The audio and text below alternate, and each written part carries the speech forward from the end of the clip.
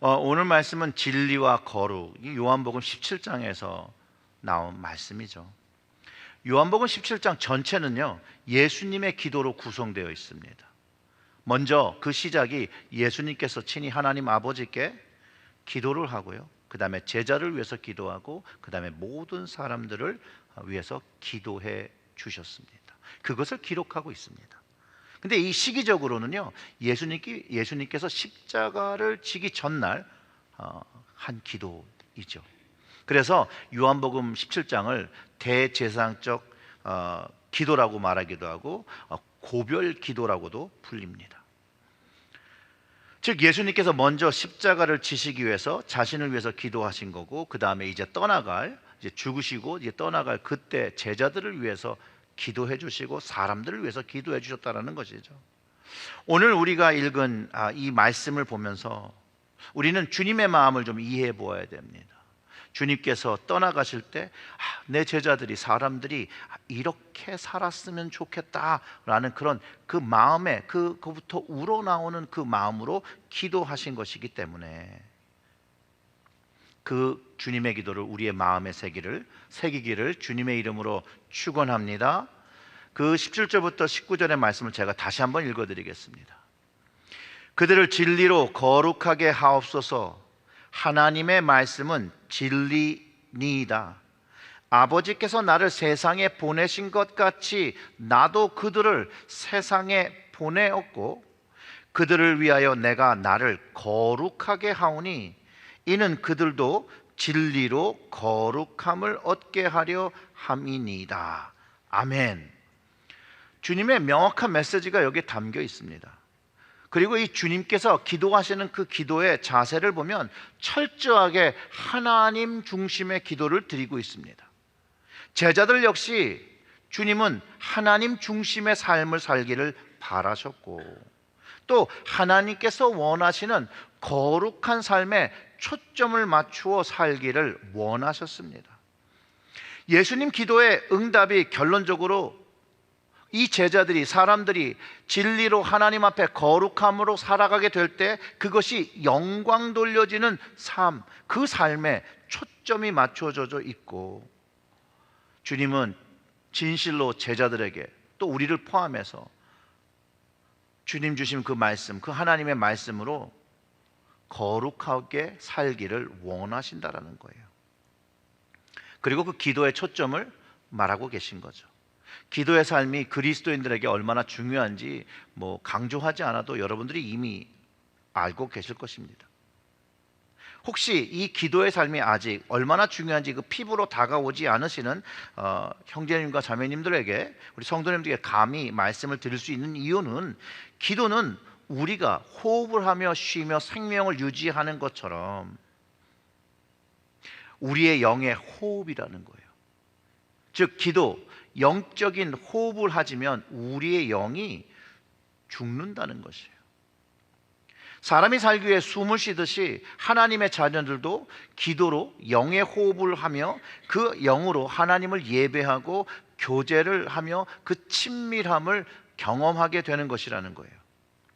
예수님의 공생애의 삶을 보면 예수님에게는 이 기도의 삶이 너무 중요하셨기 때문에 그 사역 중에서도 기도의 시간을 꼭 따로 잡으시고 기도하시는 것을 우리는 성경을 통해서 확인할 수 있습니다. 우리는 예수님을 본받아 사는 제자들이기 때문에 우리 역시도 기도하며 중보하며 예수님을 쫓아 살아야 하는 것입니다. 그럴 때만이 우리가 하나님의 뜻과 주님의 뜻을 분별하고 순종할 수 있다고 우리가 알고 있는 것이죠. 그리고 본문의 기도 내용처럼 하나님의 거룩함이 우리와 세상에 깨달아져서 그 하나님이 주시는 진리로 거룩함을 되기 위해서 기도해야 된다는 것을 깨닫게 된다는 거예요. 디모데전서 4장과 5절의 말씀이 그렇습니다. 하나님의 말씀과 기도로 거룩하여짐이라. 기도로도 거룩해지는 거고요, 하나님의 말씀, 진리의 말씀으로 거룩하게 되는 것이에요. 그러니 진리의 말씀으로 거룩해진다는 그 말은 기도가 이미 그 안에 포함되어 있는 그런 말씀이에요. 우리 연합감리교 전체는요 지금 영적 분변을 하고 있습니다. 우리 교회도 영적 분별 과정 속에 있고요. 또 이 과정을 위해서 목요일 날, 매주 목요일 날 여성교회, 임원회, 남장로, 권사 기도, 그리고 여권사 기도회로 목요일마다 지금 기도를 시작하고 해오고 있습니다. 우리 교회는요, 거룩함을 위해서 기도하고 말씀을 지키며 거룩함을 지키면서 세상과 구별되어야 된다는 거예요. 교회가 세상을 쫓아가면 안 되고 교회가 세상을 이끌고 가야 되는 것이 주님께서 우리에게 주신 말씀이죠. 진리로 거룩함을 얻는다는데 다 아시는 것처럼 이 거룩이란 말이 무슨 말인지를 좀 다시 한번 생각해 보아야 합니다. 성경에서 다양한 언어로도 이게 사용되고 있지만 그 거룩의 기본 의미는 구별하다입니다.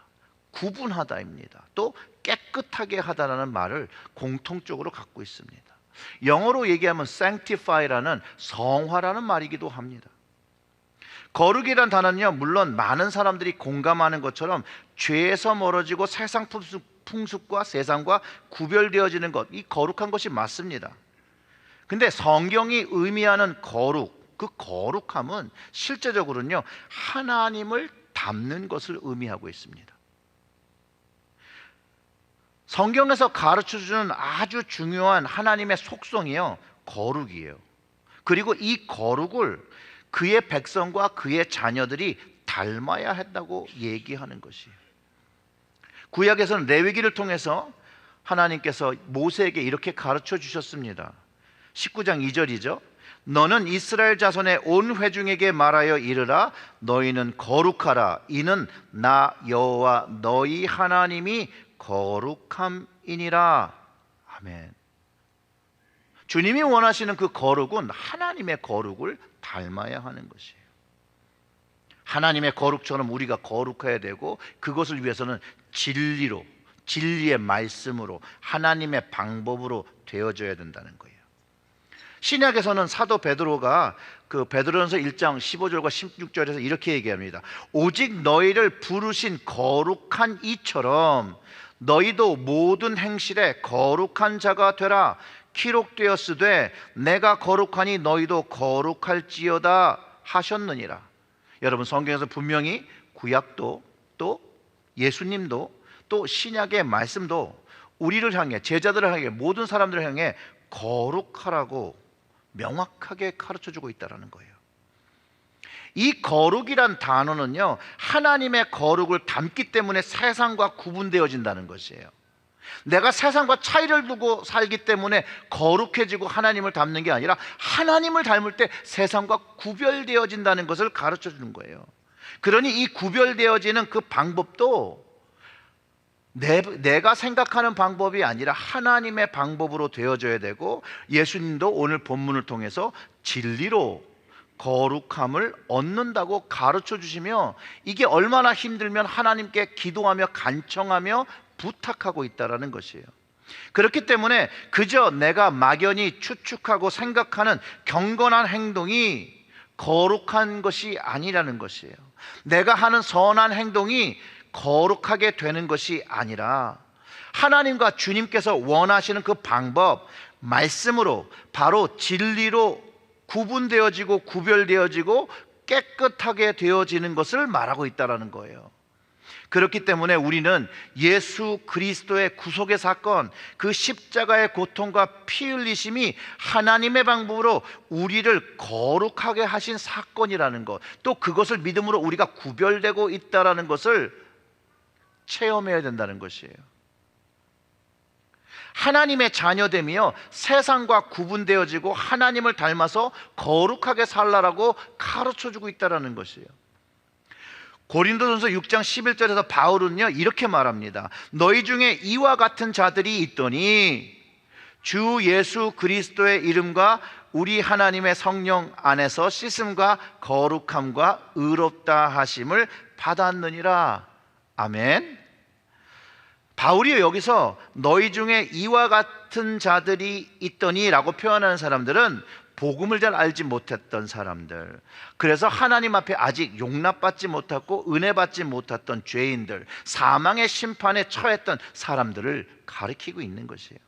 그러나 예수 그리스도를 고백하고 구주로 인정하고 난 후에 이제 그 씻음과 거룩함과 의롭다 하심을 얻고 하나님의 성령, 여기도 이 진리의 영이라고 하잖아요. 성령을.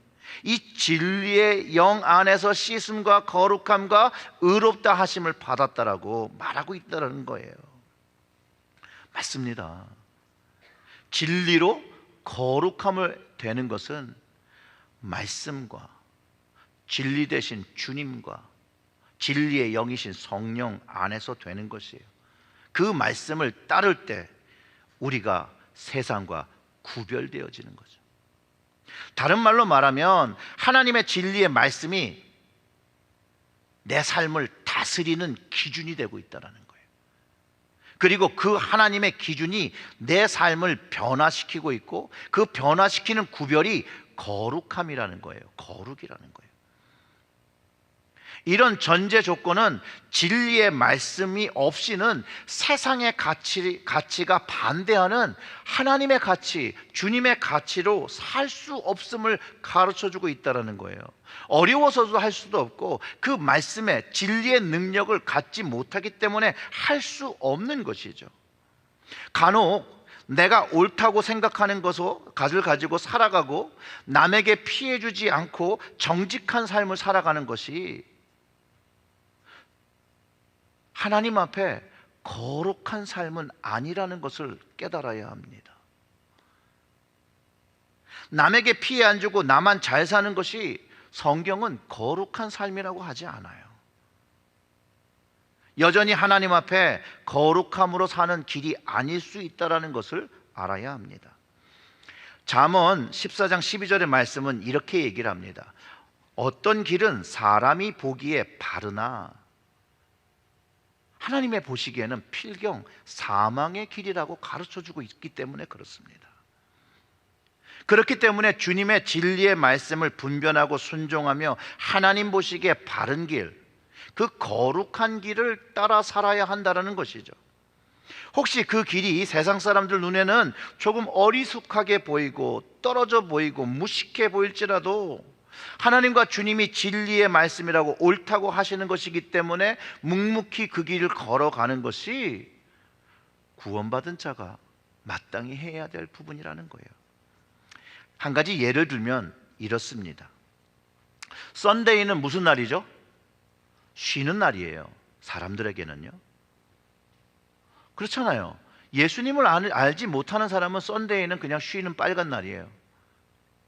그런데 예수 그리스도의 은혜를 받고 십자가의 구원을 얻은 사람은 이 일요일을, 이 썬데이를 더 이상 노는 날이라고 하지 않고 구분되어진 날, 주님의 날이라고, Lord's Day라고 부르기 시작한다는 거예요. 그리고 매주 예배를 빠지지 않고 이 시간을 하나님의 것으로, 주님의 것으로 set aside 하고 하나님께 드리기 시작한다는 거예요. 오직 이 예배는요, 영으로 하나님과 교제하고 호흡할 수 있는 하나님의 자녀들만이 이 날을 나의 날이 아니라, 내가 쓸 수 있는 날이 아니라 주님의 날입니다, 주일입니다 라고 선포하고, 더 이상 이 시간이 내 것이라고 주장하지 아니하고 하나님의 것이라고, 주님의 것이라고 고백하고 이 날을 신령과 진정으로 예배를 드리는 것이에요. 예배의 시간만 신령과 진정으로 드리는 것이 아니라 이 주일의 전체 하루를 하나님께 신령과 진정으로 드려야 하는 것이에요. 영어로는 worship Him in spirit and truth. 요즘은 번역이 영과 진리 안에서 하나님 아버지를 예배한다고 하니 이 진리로 하나님 아버지를 예배하는 그것 자체가 거룩에 이르는 길이라는 거예요. 바로 세상 가치와 구분된 거룩한 삶이라는 거예요. 여러분, 이것이 믿어지십니까? 요한복음 4장 24절은 이렇게 얘기하죠. 하나님은 영이시니 예배하는 자가 영과 진리로 예배할지니라 라고 막 가르쳐 줍니다. 진리로 예배하는 것, 바로 거룩함, 구별되어서 하나님을 예배하는 것이라고 가르쳐 주고요. 또한 예배를 진리로 드리고 거룩한 영을 의지해서 드려야 함을 가르쳐 주는 것입니다. 그래서 이 성령님이 오신 이후부터는 예루살렘에서 하나님을 예배하는 것이 아니라 세상 곳곳에 하나님을 영과 진리로 예배할 수 있게 되었다라고 가르쳐 주는 것이죠. 이전에는 예루살렘 그 거룩한 산에서만 하나님을 예배할 수 있었으나 이제 성령이 오심으로 하나님을 영과 진리로 거룩함을 가지고 하나님을 예배한다는 거예요. 그것이 우리가 하고 있는 것이죠. 17절의 말씀 다시 보면 이렇습니다. 그들을 진리로 거룩하게 하옵소서. 아버지의 말씀은 진리이니이다. 여러분, 하나님 아버지의 말씀이 진리라는 거예요. 진리는 바뀌지 않는 것을 말합니다. 진리가 바뀌면 진리가 아니죠. 진리는 한 번 생기면 영원한 것이에요. 이 진리로 제자들과 우리를 거룩하게 하심을 분명히 가르쳐 주셨습니다. 그런데 세상이 변하면서 하나님의 말씀을 가지고 사는 것이 그렇게 쉽지 않습니다. 왜냐하면 세상의 가치는 하나님의 가치를 반대하기 때문에 그래요. 동성결혼과 동성애자 목사의 안수 문제가 여러분, 교회 안에선 인권의 문제가 아닙니다. 세상에서는 그게 인권의 문제일 수 있는데 교회 안에서는 그건 인권의 문제가 아니라 이것은 하나님 말씀에 대한 권위에 대한 문제입니다. 하나님의 말씀을 진리의 말씀인데 현실에 맞추어서 이렇게 바꾸고 재해석하는 것, 이것은 진리의 말씀이라고 말할 수 있는 게 아니에요. 그것이 아니라 하나님의 말씀을 말씀대로 받아들이고 순종할 때 진리의 말씀이 우리를 하나님의 방법으로 거룩함으로 만들어가는 것입니다. 그래서 우리의 생각과 내 좋은 대로 성경을 해석하지 않기 위해서 보조 자료들이 있죠. 그걸 보통 이제 영어로 커멘터리라고 하죠. 주석. 하나님의 말씀을 이해할 수 있도록, 하나님의 뜻에 중심되어서 이해할 수 있도록 보는 책이 주석인데, 요즘은 동성애를 이해하기 위해서 성경이 바뀐 성경이 있습니다. 그 이름이 Queer Bible이라고 그래요. Queer Bible. 그리고 Queer Bible Commentary라고 이제 생깁니다. Queer라는 말은요, 성소수자 그 스스로 전체를 말하는데, 뭐 다 들어보셨겠지만 레즈비언, 게이, 바이섹슈얼, 트랜스젠더, 인터섹스, 그 다음에 무성애자, 그 다음에 나머지 모든 부분을 포함해서 퀴어라고 하는 것입니다. 그래서 영어로는 요즘 그런 얘기 많이 들으시죠. LGBTQIA+라고 하는 것입니다. 근데 이게 이런 하나가 더 있어요. 슬라이드 하나 더 넣어주세요. 자, 여기도 보면 이 토라에 대한 재해석을 하는 거죠. 모세오경에 대한 해석을 다시 하는 거예요. 그러니까 성경의 원래 의미를 찾기보다는 동성애에 대한 그 이해를 돕기 위해서, 인정받기 위해서 성경의 말씀을 재해석하는 설명이 되는 그런 책이에요. 이런 시도는요, 내가 가진 목적을 위해서 성경을 이용하는 것이지 하나님의 말씀을 진리의 말씀으로 받아들이고 거룩함에 이르기 위해서 순종하고 변화하겠다는 의도 자체가 없다라는 거예요. 예수님이요, 자신의 죄로 죽임당하신 것 아니잖아요. 근데 이 땅에 오셔서 희생하시고 죽으신 이유가 하나님의 진리의 말씀에 순종하여 우리를 구원하시기 위해서 죽으셨다라는 거예요. 그렇기 때문에 주님도 하나님의 뜻을 구하고 분별하여 그 뜻이 이루어지기를 기도하셨다는 거, 우린 겟세마네 동산에서 하셨던 기도를 통해서 알 수 있고, 그리고 그것에 순종하였다는 걸 알 수 있어요. 만약 여러분 예수님께서요, 하나님의 뜻을 시대의 요구나 사람들의 필요와 요구에 따라서 재해석하셨다면 사실상 유대 마카비 장군처럼 로마의 지배를 전복하기 위해서 전쟁을 하고 사람을 모으고 이스라엘 백성을 구원하셨어야 되는 거예요. 그런데 주님은요, 그렇게 하지 않았어요. 도살장에 끌려가는 어린 양의 모습으로 죽어주셨다라는 거예요. 하나님의 말씀, 하나님의 그 뜻에 전적으로 순종하여 우리를 위해 죽어주셨다는 거예요. 그런데 많은 사람들이, 믿음이 있다 하는 사람들도 자신의 필요에 따라서 하나님의 말씀을 반대하거나 재해석이란 말씀으로 왜곡하고 반대할 때가 있어요. 이거는요, 구약 때도 있었고요, 신약 때도 있었고요, 지금도 있는 거예요. 하나님의 뜻을 구하고 순종하며 사는 것이 아니라 외려 자신의 것들이 더 중심되어 자기의 뜻을 세우고 인간적인 필요를 채우며 살아가는 모습들이 지금까지도 교회 안에 있습니다.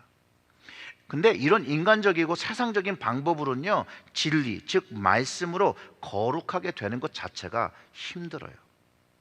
예수님께서 거룩하게 하옵소서라고 하나님께 간절히 요청하는 이 말은요, 제자들이 세상에서 자신들을 구별해서 악에 물들지 않아야 했기 때문에 주님께서 간절하게 기도하셨다라는 것이에요. 그게 쉽지 않다라는 걸 아셨기 때문에 세상에서 제자들과 사람들이 타협하지 않도록 간청하여 하나님 아버지께 기도해 주셨다라는 거예요. 그래서 구원받은 자들이 세상 안에서 사람들과 함께 살아야 하는 현실을 마주하고 있지만 세상과 구별된다는 거예요.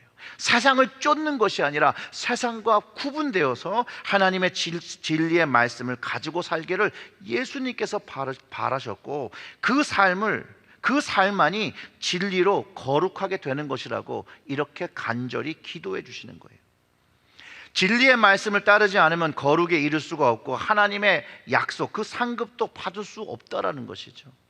하나님의 말씀, 그 진리를 따를 때에 온전케 됨을 경험하고요, 우리의 삶에서 하나님의 말씀과 멀어지지 않기 위해서 우리는 주의하며 노력해야 한다는 거예요. 이 땅에 성경을 대신할 만한 명확한 진리는 없습니다.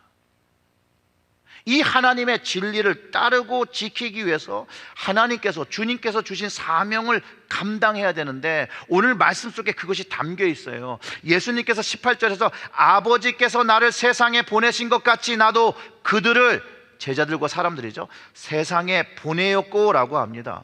주님이 주신 사명이 분명히 우리 모두에게 있다라는 거예요. 예수님께서 제자들과 우리를 세상에 파송하신 거예요. 그리고 진리의 말씀을 주셨어요. 그 말씀의 권위를 주셨어요. 기도의 권능을 주셨어요. 하나님의 말씀을 세상과 타협하라고 하신 것이 아닙니다. 세상이 하나님의 말씀을 받을 수 있도록 그 일을 감당하라고, 그리고 주님을 믿으며 그 말씀을 선포하라고, 복음을 선포하라고, 그래서 복음을 만민에게 전하라고 하시지 않았습니까? 이 복음을 위한 사명이 교회의 사명이자 우리 모든 그리스도인의 사명이라는 것이에요. 이 사명을 감당하기 위해서 진리로 거룩함에 이르고, 그 거룩함, 구별됨이 세상과 하나님을 연결하는 통로, 칸두잇이 되어야 하는 것이에요. 자, 19절의 말씀을 보면 더 명확해집니다. 또 그들을 위하여 내가 나를 거룩하게 하오니 이는 그들도 진리로 거룩함을 얻게 하려 함이니이다 라고 하셨는데, 예수님의 이 첫 말씀을 주목해야 됩니다. 내가 나를 거룩하게 하오니, 여러분, 예수님은 이미 거룩하신 분이죠. 근데 왜 예수님이 나를 거룩하게 해야 된다는 말을 했을까요? 여기서 예수님께서 자신을 거룩하게 하셨다는 의미는요, 그 의미를 알면 내가 무엇을 해야 되는지를 알게 해요. 예수님께서 자신을 스스로 거룩하게 하셨다는 의미는, 이 거룩이라는 그 단어, 거기서는 하기야조라는 그 이 원어를 이해하면 됩니다. 여기서의 거룩하게 된다는 말은 봉헌했다는 말이에요. 봉헌. 주님께서 십자가에 자신을 봉헌했다라고 얘기하는 거예요. 예수님이 우리를 거룩하시기 위해서 화목제물 되시고 십자가에서 죽으심이 우리의 구원을 이루어 주신, 우리를 거룩하게 하는, 그것이 바뀌지 않는 진리인 것을 가르쳐 주고 있다는 것이에요.